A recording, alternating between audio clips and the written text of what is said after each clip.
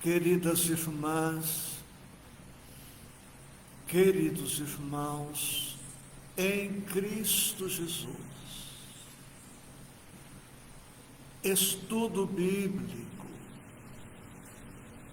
em sequência, estamos estudando presentemente o Evangelho segundo Lucas, mas com uma certa regularidade, suspendemos o estudo do Evangelho original e trazemos algo da contribuição do apóstolo Paulo,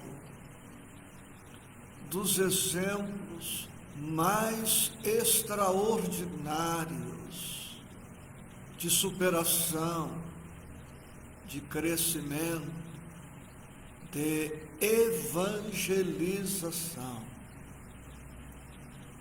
É uma ousadia de minha parte, eu sei, evocar o apóstolo Paulo, sua história, seu trabalho, sua vida, mas ele, na sua grandeza, releva o nosso atrevimento.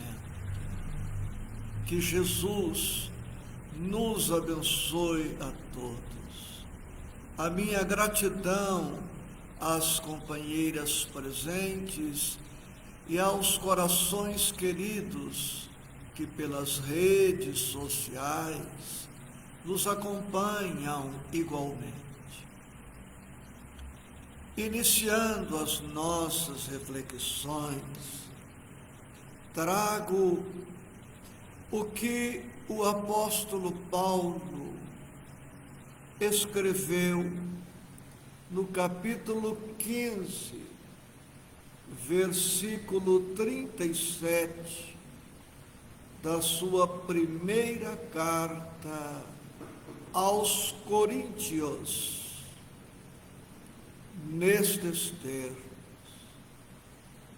e quando semeias, não semeias o corpo que há de nascer, mas o simples grão de trigo ou de outra qualquer semente. E quando semeias, não semeias o corpo que há de nascer, mas o simples grão de trigo ou de outra qualquer semente. Inspirando-se neste versículo,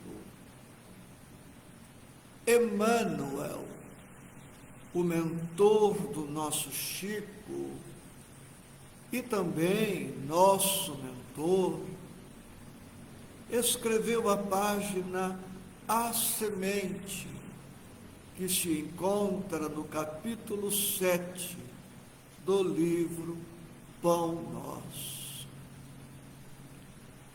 E nesta página, Emmanuel nos adverte, nos recomenda para que não desprezemos as oportunidades pequeninas na obra da redenção, que não desprezemos as oportunidades pequeninas na obra da redenção, e ainda que é preciso saber começar.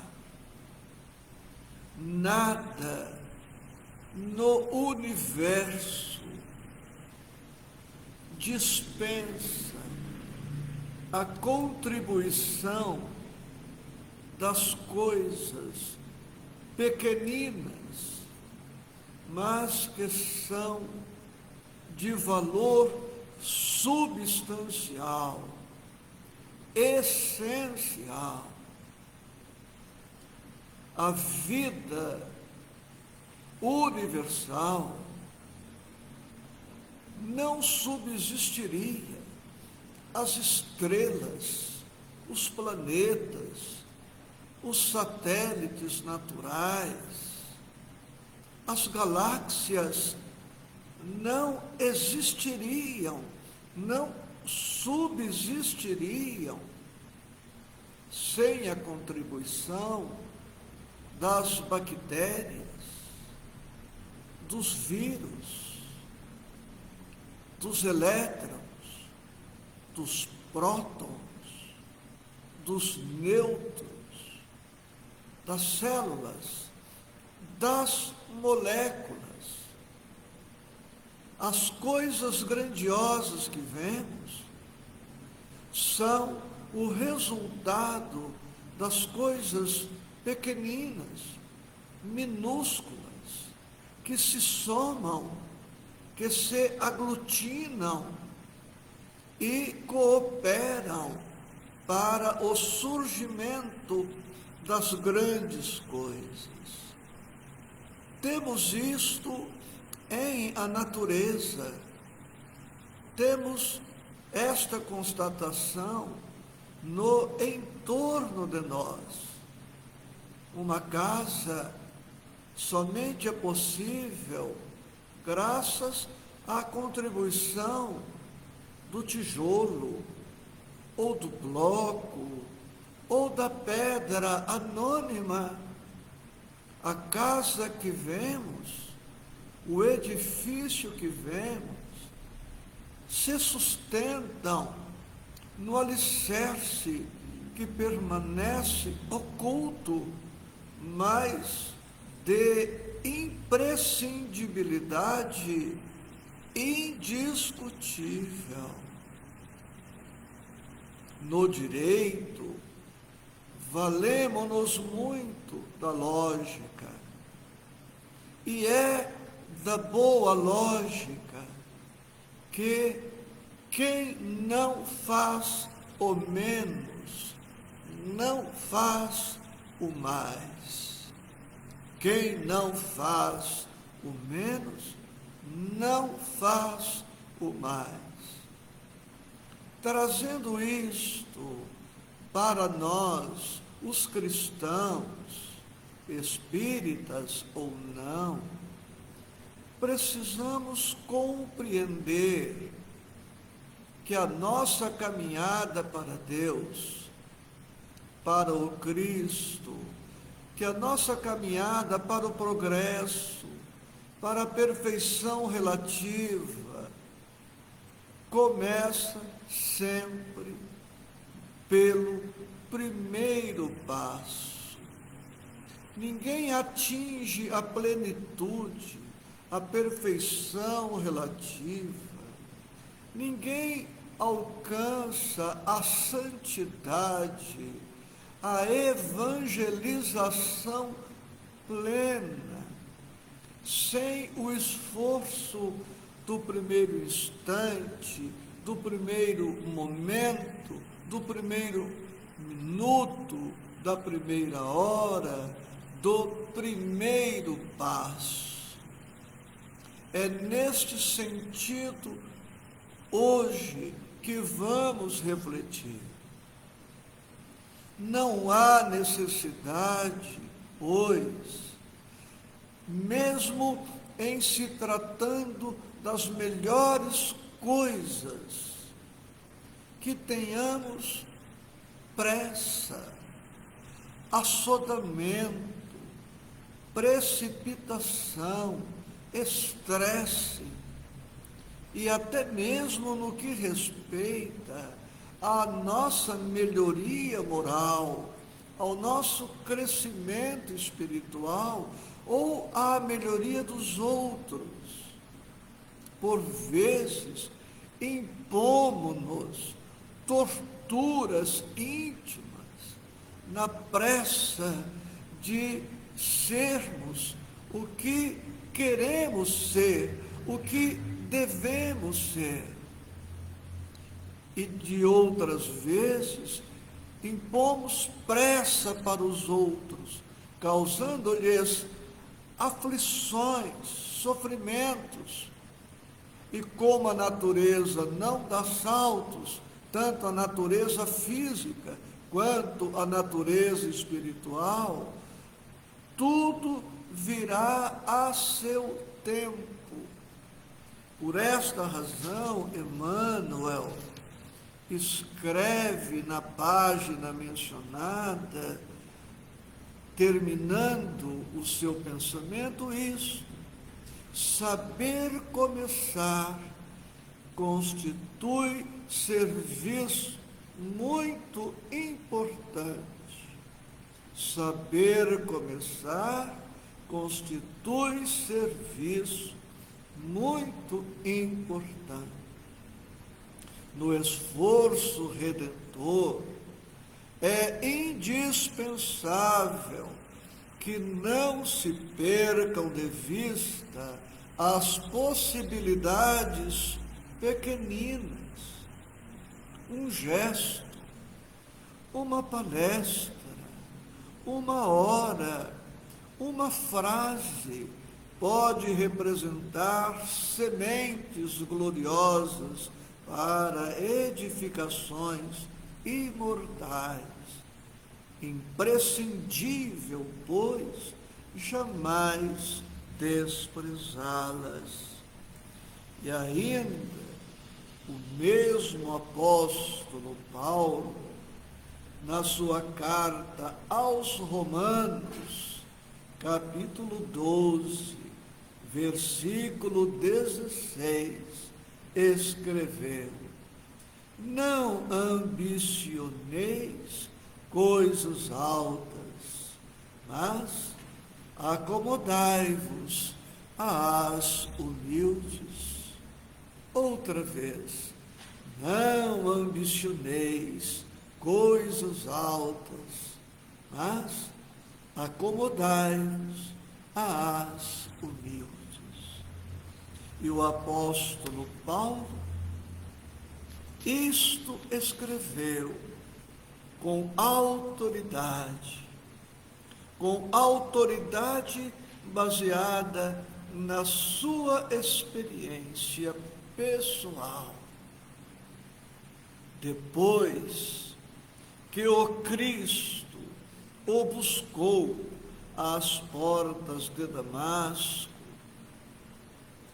Paulo esperou mais de 6 anos para iniciar os seus primeiros labores apostólicos. Por 3 anos, permaneceu no oásis de Dan, na companhia de Áquila e Prisca. Por outros 3 anos, além de algumas peregrinações entre Tarso, Jerusalém e Damasco, por 3 anos ele permaneceu trabalhando como tecelão humilde e anônimo às margens do rio Tauro, nas proximidades de Tarso, sua cidade natal. Mais de 6 anos, até o dia em que Barnabé, que estava trabalhando para o Cristo na igreja de Antioquia, obedecendo a uma sugestão do apóstolo Pedro, que permanecia em Jerusalém, vai ao encontro de Paulo, às margens do rio Tauro, convidar Paulo para o início dos seus labores. Trago para nós agora, com gratidão, com amor e com emoção, algo do encontro entre Barnabé e Saulo, e o início das atividades de Saulo. Isto está no capítulo 4 da segunda parte do livro Paulo e Estevão, dos grandes Emmanuel e Chico. Saulo recebeu o amigo com imensa alegria. Vendo-se lembrado pelos irmãos distantes, tinha a impressão de receber um novo alento.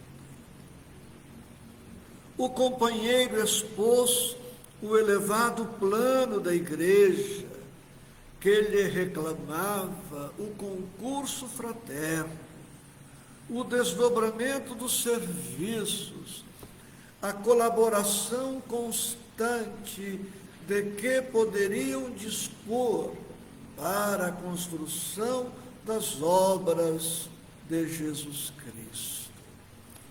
Barnabé exaltou a dedicação dos homens humildes que cooperavam com ele.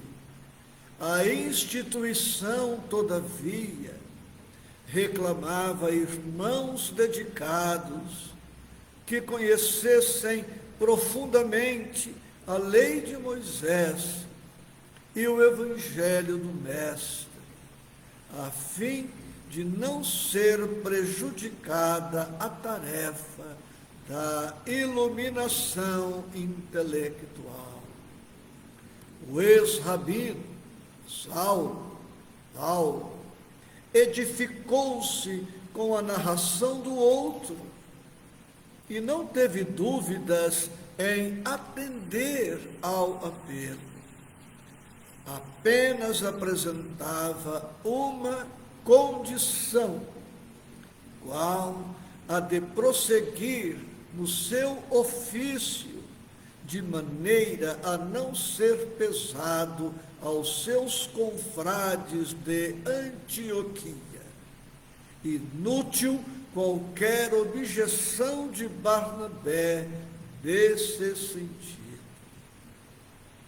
Pressuroso e prestativo, Saulo de Tarso em breve se instalava em Antioquia, onde passou a cooperar ativamente com os amigos do Evangelho.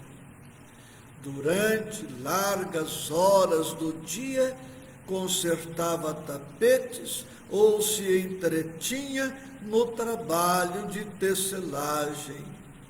Destarte, ganhava o necessário para viver, tornando-se um modelo no seio da nova igreja. Utilizando o grande cabedal de experiências já adquirido nas refregas e padecimentos do mundo, vejamos só, jamais ouviam ocupar os primeiros lugares. Nos Atos dos Apóstolos, vemos-lhe o nome citado sempre por último, quando se refere aos colaboradores de Barnabé. Saulo havia aprendido a esperar. Na comunidade, preferia os labores mais simples. Olha aí a lição da semente. Sentia-se bem atendendo aos doentes numerosos.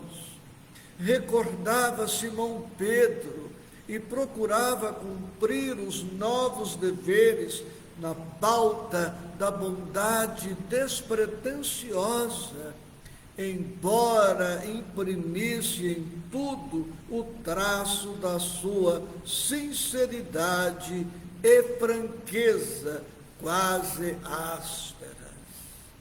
A igreja não era rica, mas a boa vontade dos componentes parecia provê-la de graças abundantes. Antioquia, cidade cosmopolita, tornara-se um foco de grandes devassidões. Mais adiante, geralmente eram Barnabé e Manaém os pregadores mais destacados, ministrando o evangelho às assembleias heterogêneas. Saulo de Tarso limitava-se a cooperar. Ele mesmo notara que Jesus, por certo, recomendara absoluto recomeço em suas experiências. Certa feita, fez o possível por conduzir as pregações gerais, mas nada conseguiu. A palavra, tão fácil em outros tempos, parecia retrair-se-lhe na garganta. Compreendeu que era justo padecer as torturas do reinício, em virtude da oportunidade que não soubera valorizar. Não obstante as barreiras que se antepunham às suas atividades, jamais se deixou avassalar pelo desânimo. Se ocupava a tribuna, tinha extrema dificuldade na interpretação das ideias mais simples. Por vezes, chegava a corar de vergonha ante o público que lhe aguardava as conclusões com ardente interesse, dada a fama de pregador de Moisés no templo de Jerusalém.